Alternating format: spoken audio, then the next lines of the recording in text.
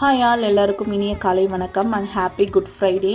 இன்றைக்கி காலையில் நம்ம மாயா எந்திரிக்கும் போதே ஒரே மூட் ஸ்விங்ஸில் தான் எந்திரிச்சாங்க. நான் அம்மா கிட்ட பேசணும், ஃபோன் பண்ணுங்கன்னு அழுக ஆரம்பிச்சிட்டாங்க. நாங்களும் அப்போ தான் தூக்கத்துலேருந்து எந்திரிச்சோம். டக்குன்னு அம்மாவுக்கு வீடியோ கால் பண்ணும்போது அவங்களுக்கு நெட் கனெக்ஷன் இல்லையா, ஸோ நார்மல் கால் பண்ணிவிட்டு எப்படியோ மொபைல் நெட் வச்சு அவங்களும் கால் பண்ணாங்க. கரெக்டாக அம்மாவும் குக்கிங்கில் தான் இருந்தாங்க. எப்படியும் எல்லாம் பேசி சமாதானப்படுத்தி அழகிய ஸ்டாப் பண்ணிட்டோம். சரி, காலையில் இளநீ குடிக்கலான்னு சொல்லிட்டு இப்போல்லாம் tea coffee early morning cut பண்ணிவிட்டு இளநீ தான் குடிச்சிட்ருக்கோம்.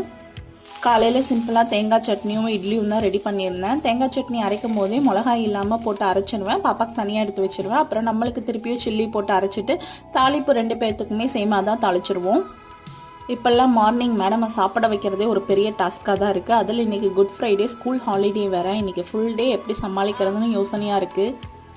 நீங்கள் எல்லாருமே உங்கள் கிட்ஸாக லீவ் டைமில் எப்படி எங்கேஜாக வச்சுருக்கீங்கன்னு சொல்லுங்கள், எனக்கு ரொம்ப யூஸ்ஃபுல்லாக இருக்கும். தேங்க்ஸ் ஃபார் வாட்சிங், பாய்.